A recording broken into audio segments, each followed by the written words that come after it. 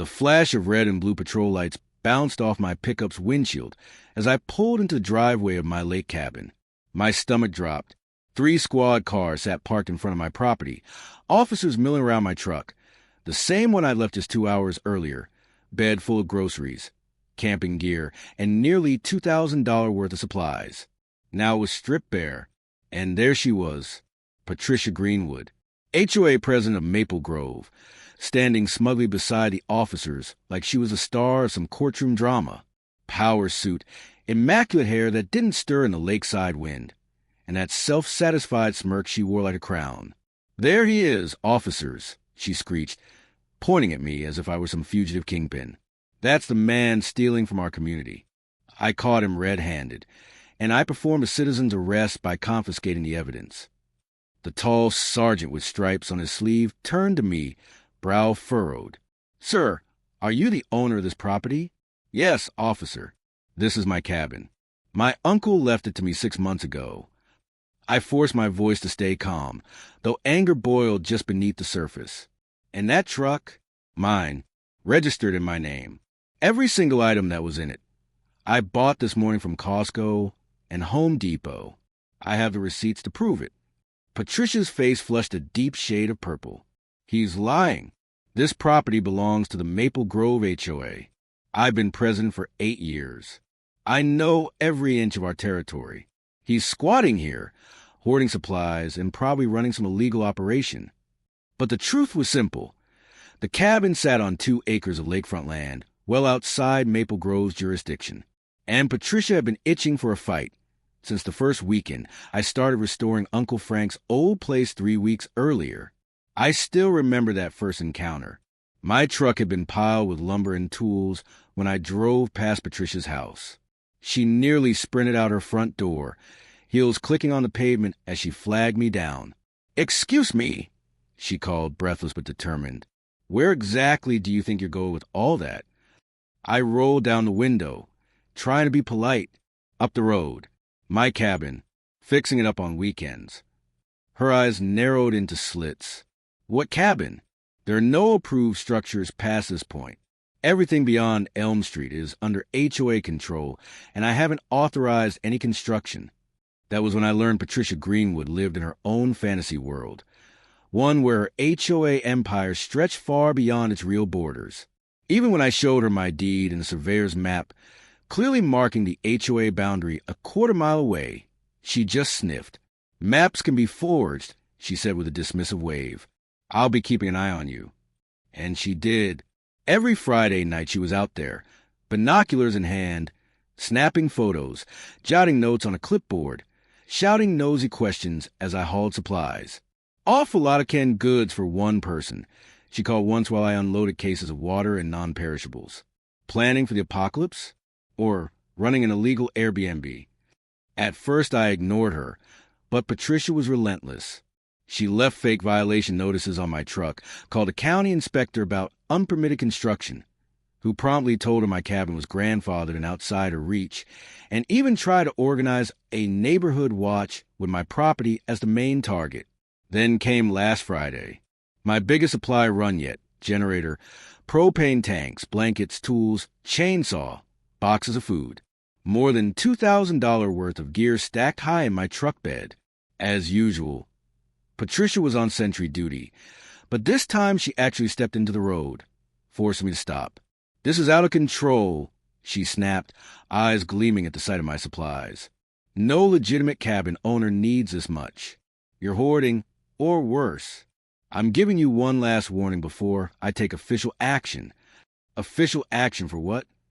I shot back, exhausted by her paranoia. "For shopping at Costco? For working on my own property? Patricia, you have no authority here. The HOA stops at Elm Street. My cabin is half a mile past it." Her smile was cold. "We'll see.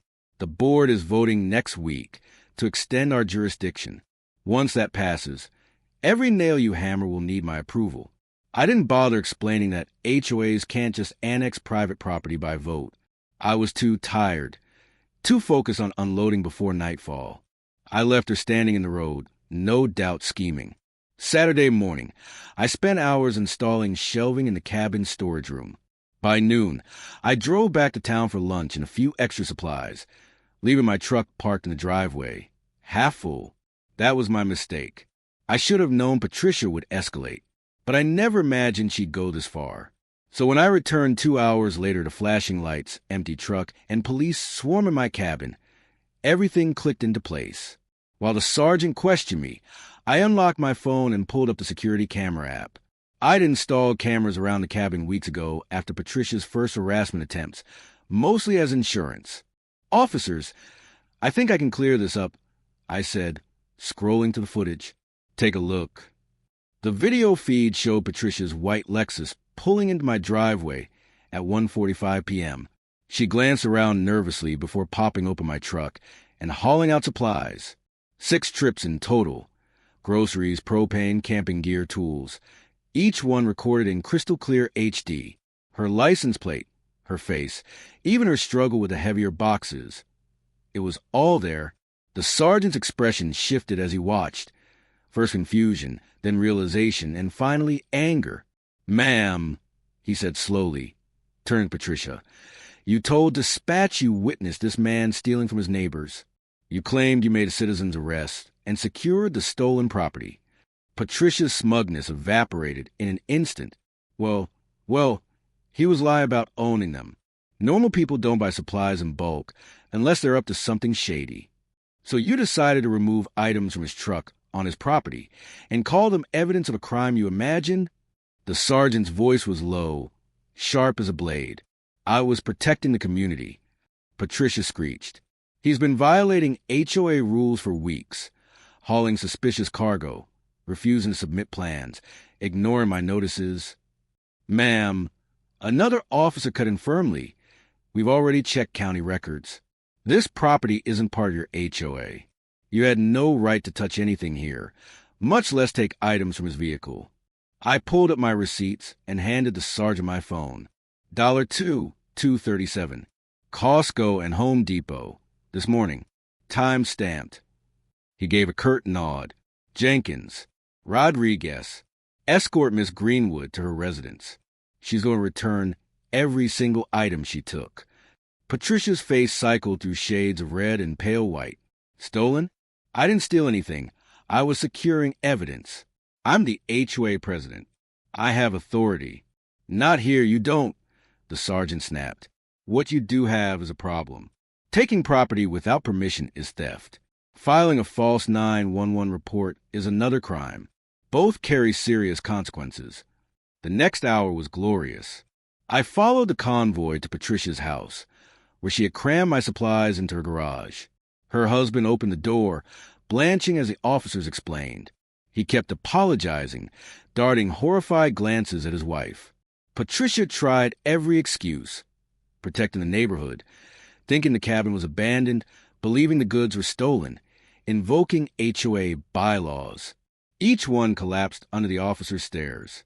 "Every item goes back," the sergeant ordered flatly when she tried to claim a box of canned goods looked like her neighbor's. "Unless you have proof of ownership, it all returns." Neighbors began to gather, watching the spectacle. Several HOA board members stood among them, their faces twisted with anger and shame. From the whispers, I gathered Patricia's behavior had been spiraling for months. This was the breaking point.